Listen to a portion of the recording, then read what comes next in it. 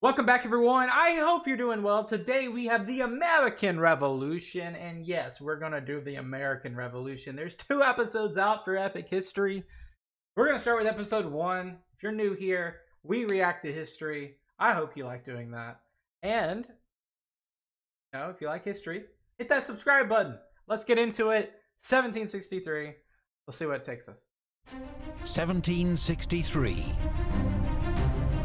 The 7 Years' War, a global conflict fought by European powers, is at an end. And the British Empire has emerged victorious. As they usually do. Dominating its French and Spanish rivals, it claims new territory in India, the West Indies, and above all, North America. France must accept the loss of nearly all its colonies. 3 million square miles of land, comparable in size to all Europe. And I don't know if many people I wonder if many people at this time understood the scale of North America. I mean, you see in maps that they definitely did not understand the scale of America till later this century. And the Louisiana territory is pretty much the only held left by the French. Quebec, the reason why Quebec and those territories speak French is because they obviously were occupied by France prior to Britain taking over Canada. So yeah, very, very fun stuff. But Florida, it's West Florida or East Florida, not even a state yet, not even a territory really, more or less an area. The British now rule an empire on which the sun never sets. Yeah. But in victory, the seeds of future conflict are sown. The enormous cost of the war has ballooned Britain's national debt. Interest payments alone consume more than half its annual spending. I did not realize that they were 2.6 trillion in debt. Technically. That's a lot. That's a lot. And the vast new territories in America will need defending from bitter imperial rivals who will look for any chance to reverse Britain's gains. Native American tribes also pose a threat, especially those that are former allies of the French. In 1763, Chief Pontiac of the Odawa leads a revolt against the British. There is bloodshed along the frontier as every British fort west of the Appalachians comes under attack. But the greatest challenge will come not from external enemies, but from the very colonies Britain seeks to protect. The American Revolution. What one?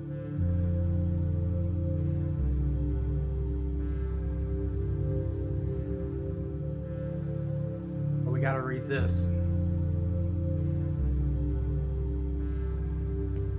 What then is the American? This new man.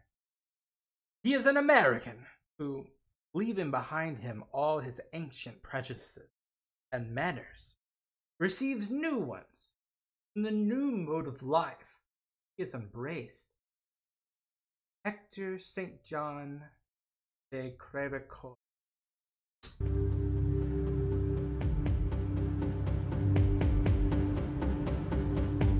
157 years have passed since the first British colony was founded in North America. Now, there are 26 British colonies in North America and the West Indies. We only think about the 13. You said 26? There's a lot of islands. Bahamas should count as 1. I might... 1, 2, 3, 4, 5. Okay, I'm not counting all those.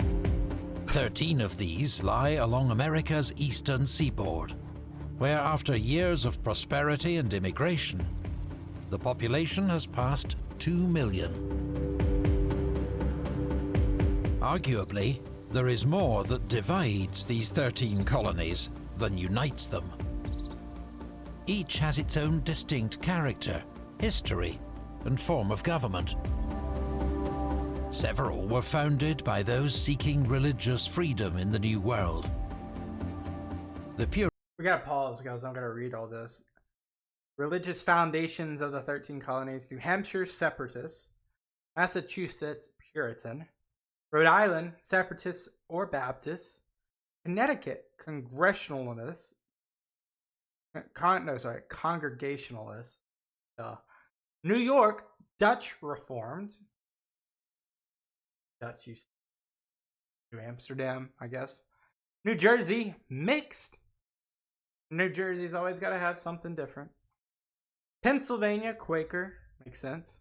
Delaware, Lutheran. Maryland, Roman Catholic. Virginia, North Carolina, South Carolina, and Georgia, the Church of England, which of course King Henry VIII started. Puritans who settled Massachusetts, the Catholics of Maryland, and Quakers of Pennsylvania. Of course, I didn't know he was going to go over them. Each colony has its share of rugged pioneers and economic opportunists, enticed by promises of plentiful land. But there are also many who arrive destitute, desperate, or against their will.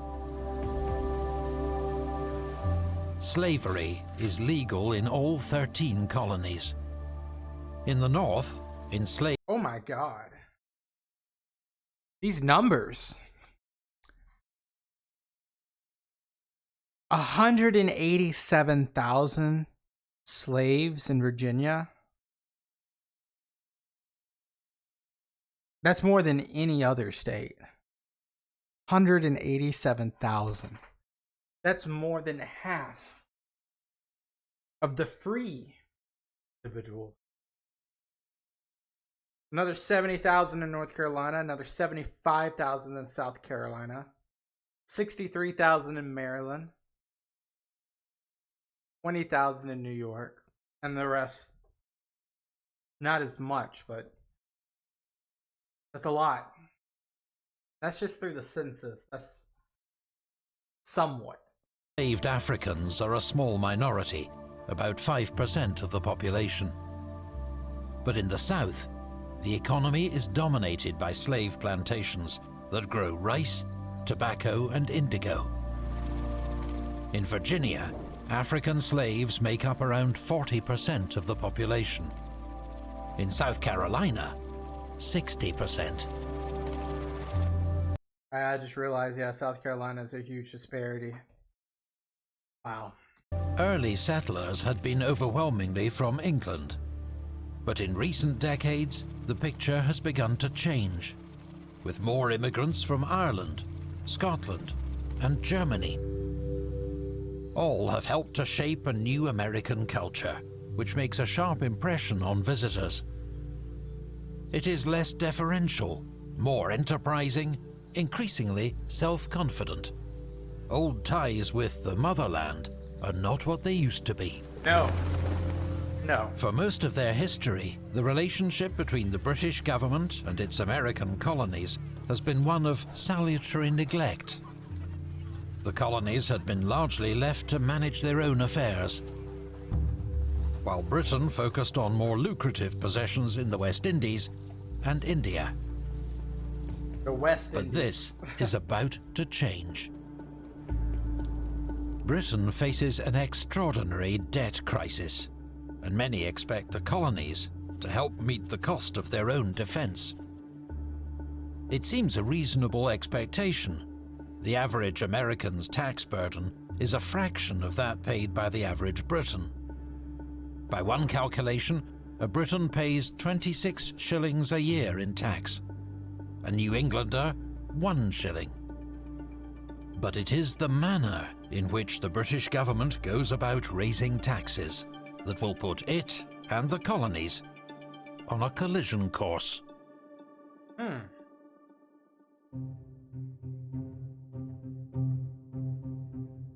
If America looks to Great Britain for protection, She must enable us to protect her. If she expects our fleets, she must assist our revenue. British Prime Minister George Grenville is determined to fix the country's spiralling debt crisis. Okay. He believes new colonial taxes must be part of the solution. In 1764, he proposes two new revenue-raising measures.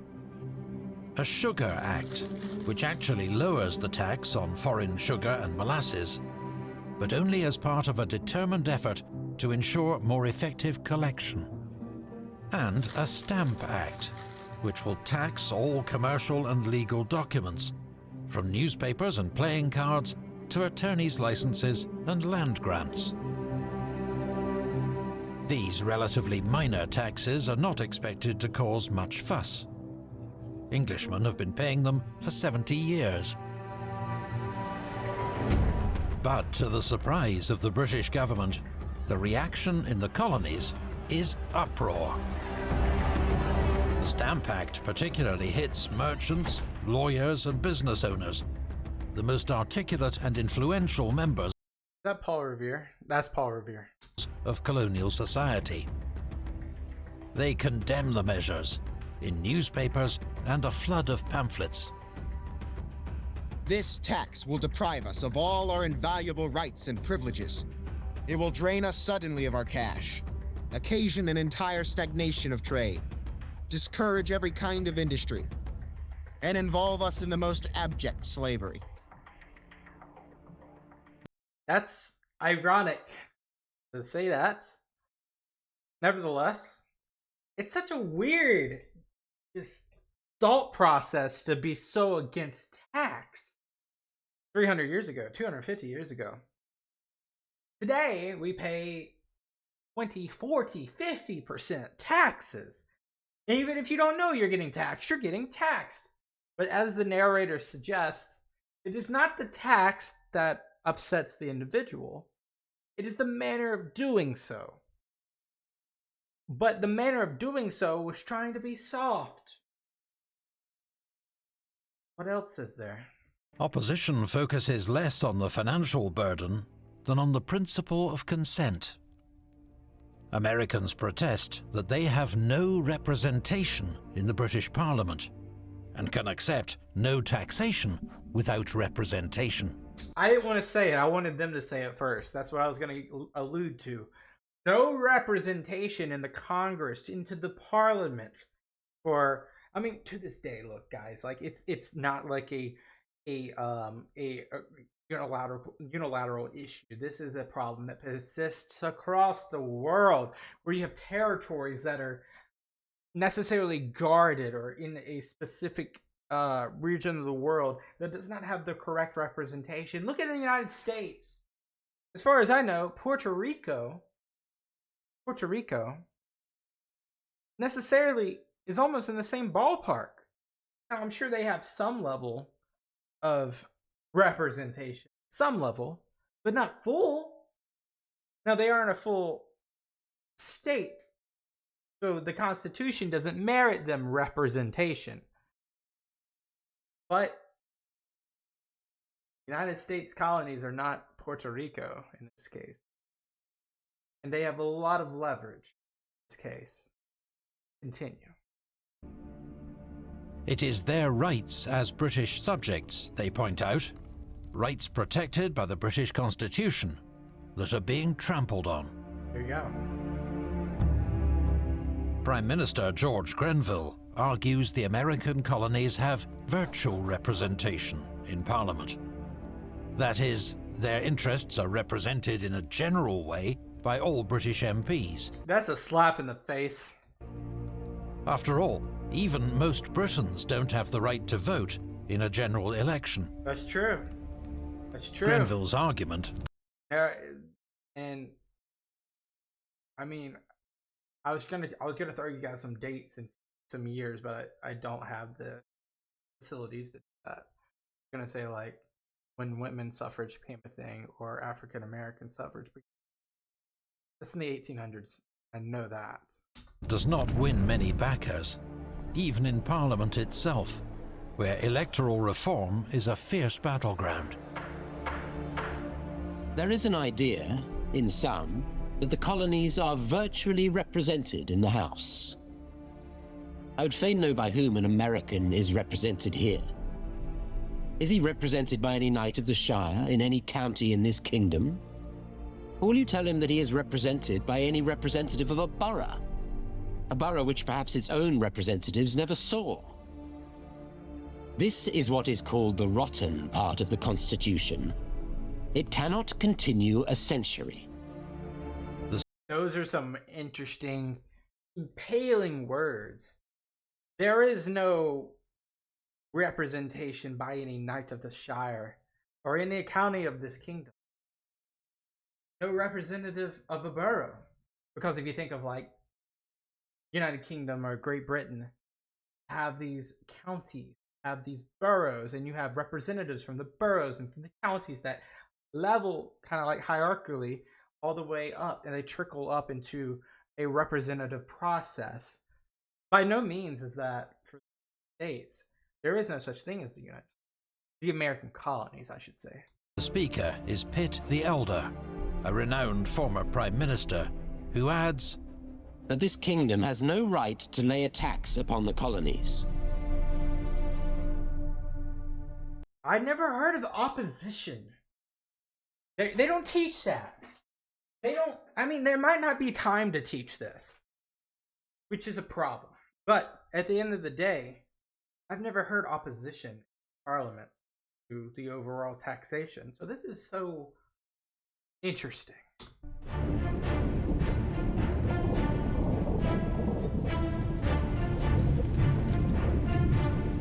What greater glory can New England see than stepmen hanging from a tree?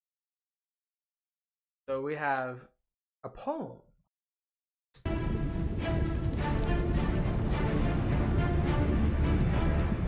Throughout 1765, colonial assemblies meet to protest against the new acts. In the Virginia House of Burgesses, Patrick Henry emerges as one of the most radical leaders of colonial resistance.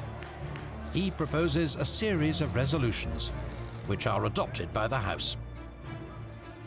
Resolved, that the first adventurers and settlers of His Majesty's colony and Dominion of Virginia brought with them all the liberties, privileges, and immunities that have at any time been held, enjoyed, and possessed by the people of Great Britain. Okay. Resolved, that the taxation of the people by themselves, or by persons chosen by themselves to represent them, is the only security against a burdensome taxation. Okay.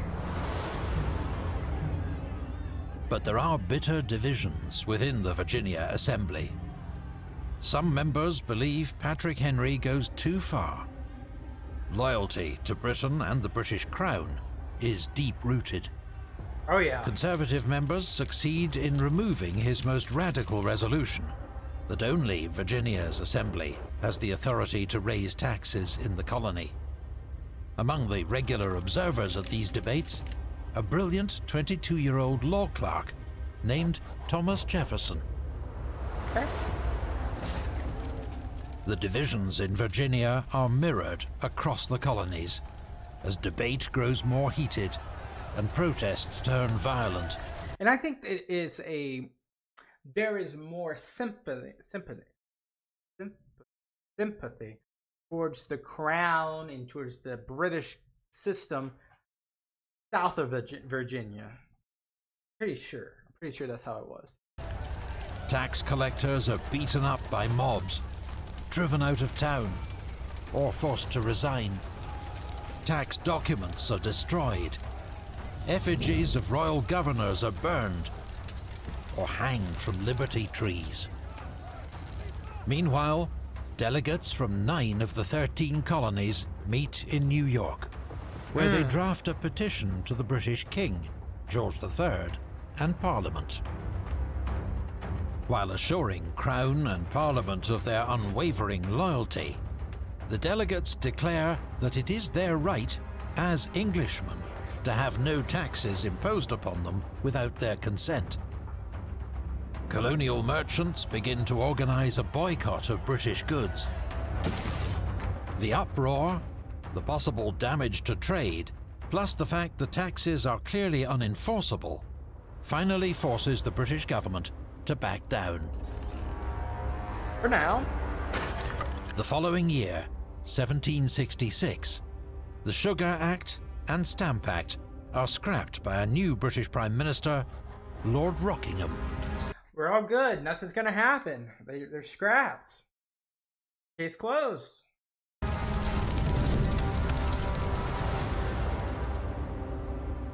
The colonies have won a major victory.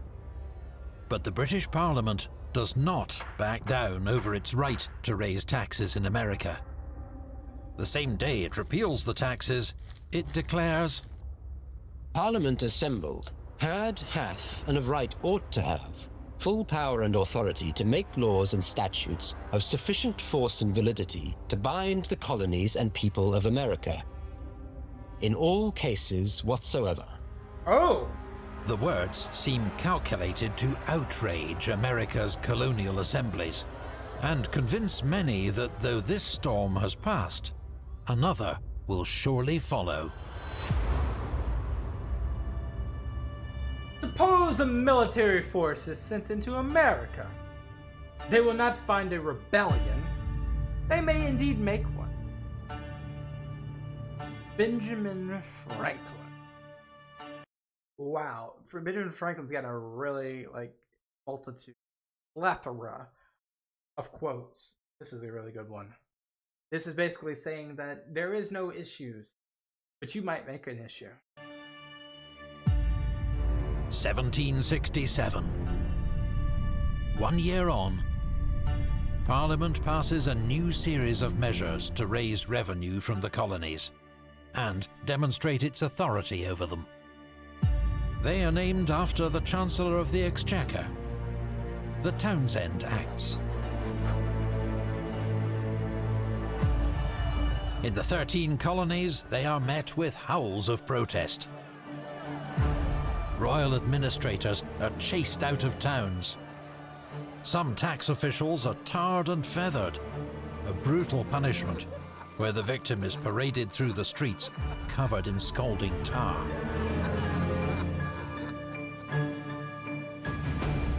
A new term emerges for these rabble-rousers: patriots.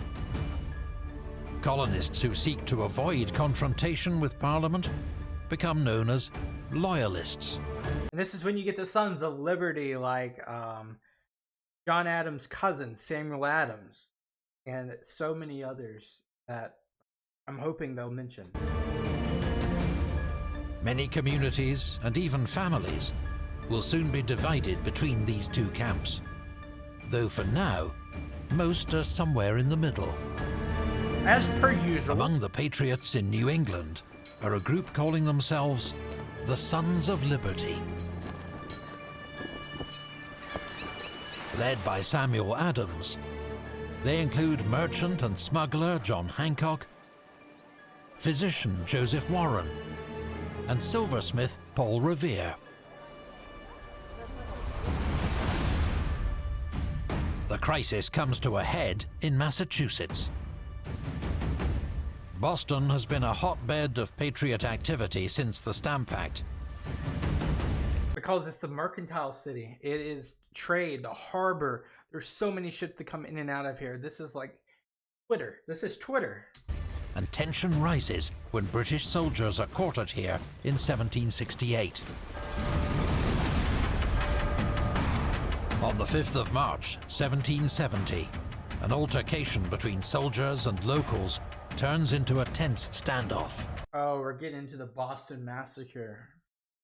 Which, there's so many different ways we can go this. But the funny thing is, Samuel Adams' cousin, future president, future vice president, John Adams, will represent the man that's holding this. It's an interesting POV here of like a British soldier in the wake of a catastrophe that's about to happen.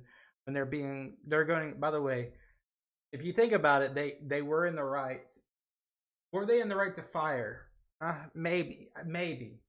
maybe is my gesture here, and I'm sorry for spoiling it if you guys did not know about the Boston Massacre. But nevertheless, they were taunted, they were thrown rocks, pelted, and they feared for their lives. So, taunted by an angry crowd hundreds strong, pelted with snowballs and rocks, the small British detachment loses its nerve and opens fire.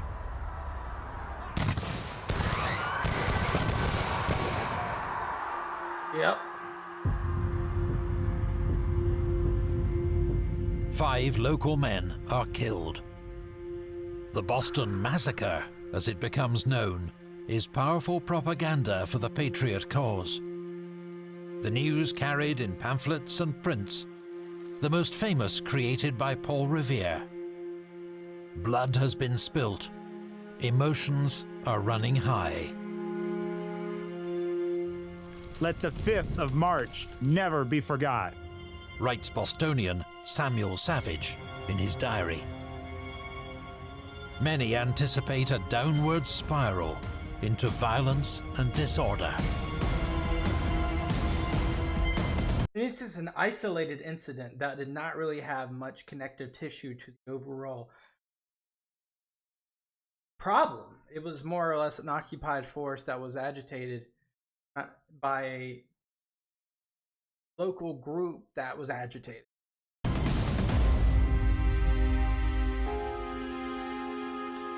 The inhabitants are greatly enraged, and not without reason.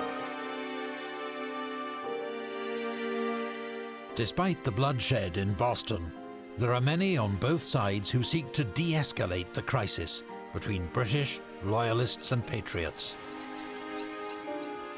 The British governor of Massachusetts, Thomas Hutchinson, withdraws the troops from Boston and has those involved in the shooting put on trial.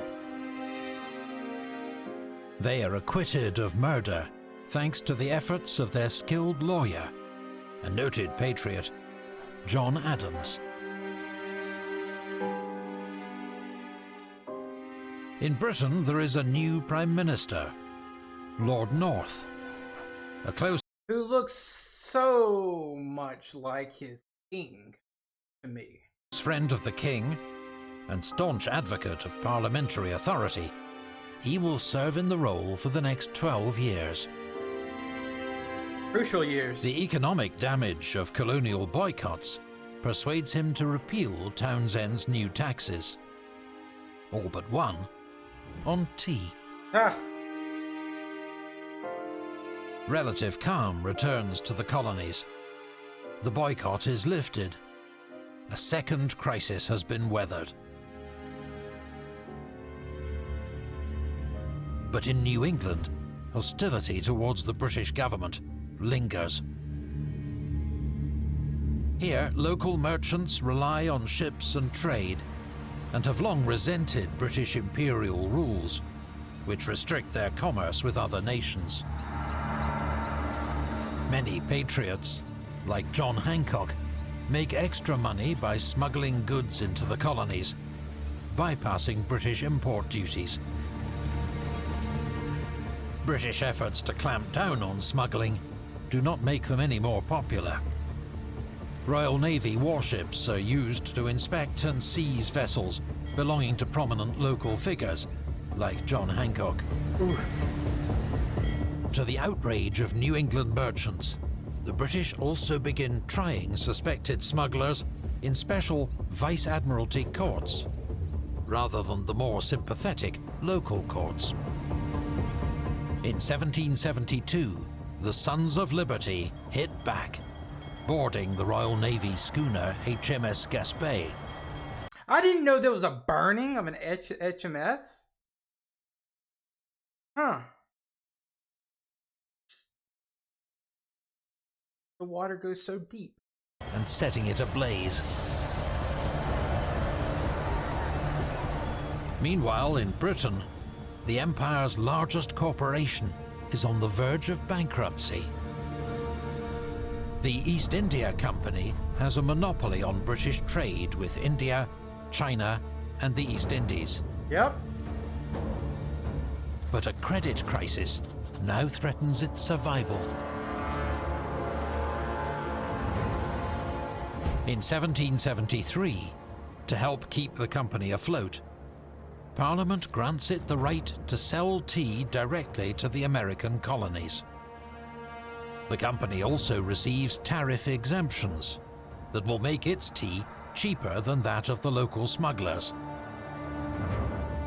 But a small tax of 3 pence per pound of tea remains in place. The principle.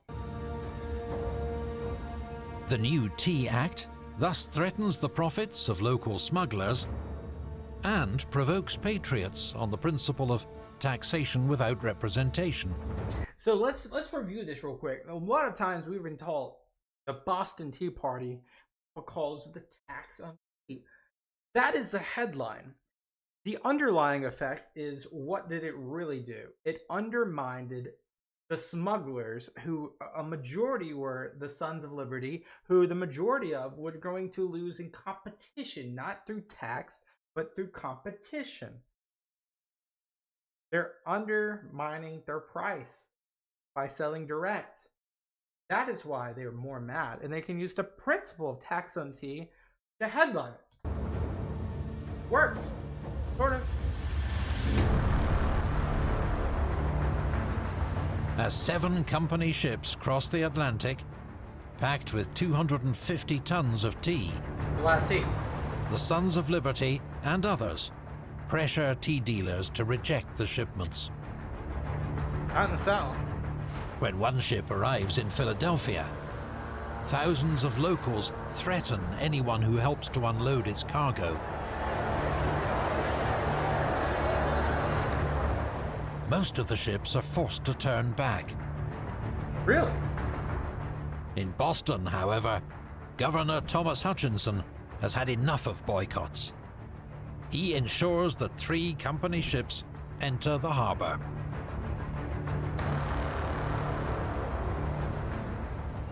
On a December evening in 1773, members of the Sons of Liberty board the ships, disguised as Native Americans.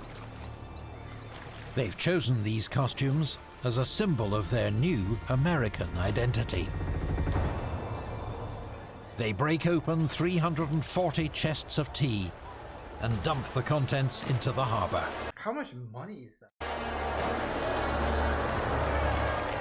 92,000 pounds of tea in all, with a value today of nearly $2 million. Golly! Patriots celebrate the Boston Tea Party as a bold act of defiance. And it is just the most famous of several such acts in numerous ports and towns. See, I did not know that there was other tea parties. There's the New York Tea Party, the Philadelphia Tea Party, the Charleston Tea Party, and the Greenwich. What? It's cool. According to Patriot lawyer John Adams, this is the most magnificent movement of all. There is a dignity, a majesty, a sublimity in this last effort of the Patriots that I greatly admire. Always had a way with words. The people should never rise without doing something to be remembered, something notable and striking. the reaction in London is rather different. The British government sees only lawlessness, mob rule, and an outrageous attack on private property.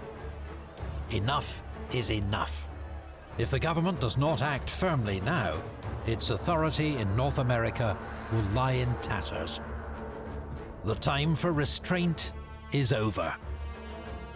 The gloves are coming off. Today, there are probably more original, high-quality... Wait.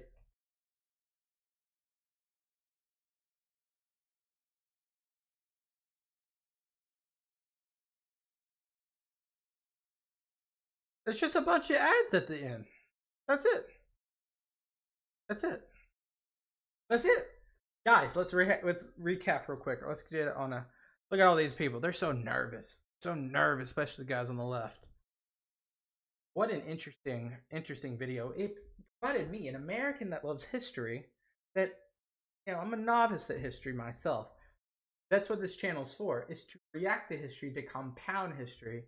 Every video I've ever reacted to, I think I still remember the lessons of such remembrance of each video. So this is what we do. We continue to pile more and more education. This is interesting, guys. Like, first off, the American Revolution as itself, this is the beginning of it. This is the kindling of it. It hasn't happened yet. There are still some more things to happen before, you know, they're about to send some troops over. That's what they're about to do. But the things that led up to this, the taxation without representation, the undermining the smuggling because of the aforementioned or the before mentioned taxation without representation, the combination of just anti-crown, anti-British, the combination of free trade, no taxing on external measures. Like, there's just so many like combinations and variables here that it's gonna be like TNT going off. It's a crazy American Revolution video. I am so glad I reacted to it. There's going to be more, I promise you that. Thank you guys so much for watching. I appreciate you guys. Leave a video recommendation down below. Tell me what you think about the American Revolution. Tell me what you think about America. I don't care. I don't care what you got to say. I'm just kidding. I will read your comment with grace. Thank you guys so much. I appreciate you guys. I'll talk to you guys later. I'll see you guys later. Peace out. Bye-bye.